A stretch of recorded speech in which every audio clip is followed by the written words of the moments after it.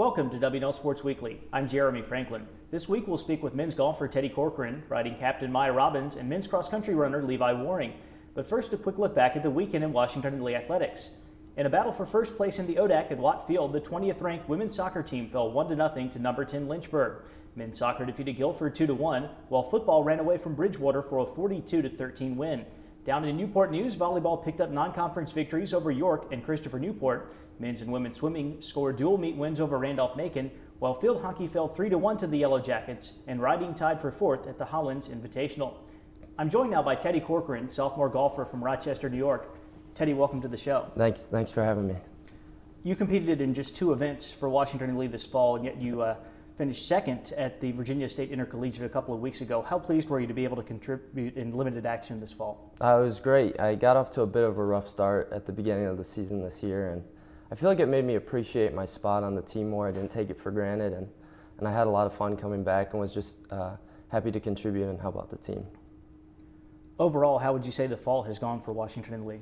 I think the fall was really encouraging. When you look at the freshmen that we were able to bring in this year, they made an immediate impact and were extremely helpful and just kind of raised the level of our team. And we also had some guys that were out. Mark Sawinski was injured, and he was one of our top contributors. So when he comes back in the spring, we're going to be looking to do really good things. You earned first-team All-ODAC honors during your rookie year in 2012-2013. What kind of personal expectations do you have as a sophomore? Always looking to build consistency and get in better understanding of your swing, being able to troubleshoot out on the golf course. But I think really just the big thing would be able to go low, have those rounds where everything's clicking and firing on all cylinders, particularly if you're able to do that in the ODAC championships, being able to help out the team, that'd be a lot of fun. What can the team accomplish this spring? I think our eyes are on the ODAC championships, and I think we really have all the pieces to come in first and to get an automatic bid to the NCAA championship. So it's just a matter of having everything come into place, having everyone be focused and just peaking at the right time. With me now is Maia Robbins, senior riding captain from Seattle. Maia, welcome to the show. Thanks for having me. At the Hollins Invitational this past Friday, you earned the blue ribbon in the intermediate equitation on the flat. What does winning an event mean to you? Well, our sport is very subjective, and that's, I think, what kind of sets it apart from a lot of the other varsity sports, both at Washington and Lee and just sort of in general. And we're being judged on, every aspect of our position on the horse and how well we interact with the horse.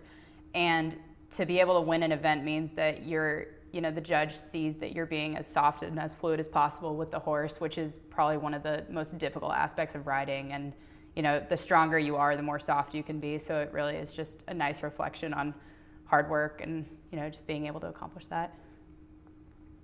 You have a total of 4 events on the schedule in the fall, including the Bridgewater Invitational this weekend. What are the team's goals for the shorter portion of the calendar? Well, we've been doing really well team point-wise at all the shows. We tied for 4th at the last horse show, and I believe we were 5th or 6th at the first one. And we are just hoping to climb up in the ranks as far as team points go and, get everybody as high in the points as they possibly can be individually. So, what factors led you to attend Washington and Lee to compete in the equestrian program here? Well, I'm from Seattle, and I really wanted to go to a college that was in a different part of the country and, just experience something different. But I obviously really wanted to go somewhere that had a good riding program too. And I came here for Accepted Students Day with my dad, and we went to a horse show at the Virginia Horse Center. And we walked in, and it was just the middle of the day. And as soon as we walked in, I saw an Olympic rider's horse going around, and I just thought, okay, yeah, this is perfect. I'll be 5 minutes away from some of the best competition in the world. And it's, the varsity program is just unbeatable here. So, looking ahead, what are your expectations for the Generals this spring? Last year, we were 2nd at ODACs in the most competitive region in the country as far as riding goes. And I think that this year we have a really solid chance at winning ODACs. And I think that if we can climb up in the team points, we might even have a chance to go to nationals as a team. Maia, thanks for joining us here. Best of luck this year. Thanks for having me. I'm joined now by Levi Waring, sophomore cross-country runner from Williamsburg, Virginia. Levi, welcome to the show. Thank you for having me. Washington and Lee placed 9th at Paul Short, 6th at Christopher Newport in very competitive fields in both races. What do those finishes tell you about the progress that the team has made this year? We didn't have exactly our best race at Paul Short, but, we were still up there scoring-wise. So I think that just shows that we're much stronger this year, and we have the ability to really put a low score on the board, especially come ODAC. So I think we've made a lot of progress, and I think that showed. It's been a great regular season overall. Do you feel like Washington and Lee is ahead of schedule? You've got a new head coach and just one upperclassman on the roster. I think so, especially, we set our team goals early on in the year. We were going for third place at ODAC's top 3 and maybe top 10 at regionals. And right now we're currently ranked 4th in the region. So I think that just shows that, we've really made a lot of progress, and I think we're looking good for the postseason.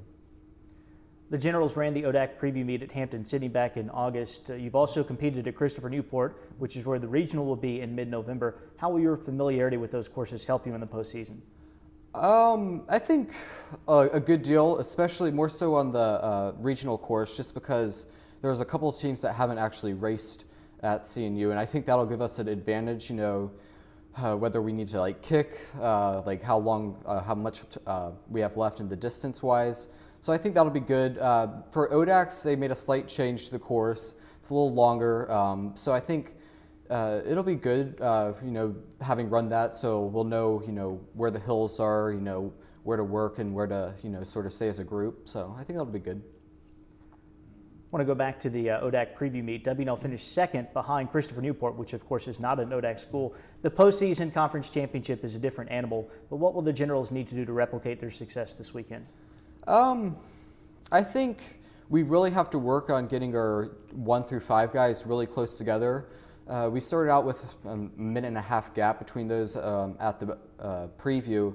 So I think if we can get that under, 30, 45 seconds, we'll be, in a good position to score a really low score, and maybe, get second, third. So I think just, tightening up that gap a little bit, and then, hopefully have some PRs. Levi, thanks for joining us here. Good luck at Hampton-Sydney this weekend. Thank you for having me. It's time now for a look at the upcoming weekend. The swimming teams head to the Mecklenburg Aquatic Center in Charlotte for the Wingate Invitational, which starts on Friday. The first 2 ODAC championships of the year will be up for grabs on Saturday as the cross-country teams compete for titles at Hampton-Sydney. The women's race begins at 11, while the men's meet starts at noon.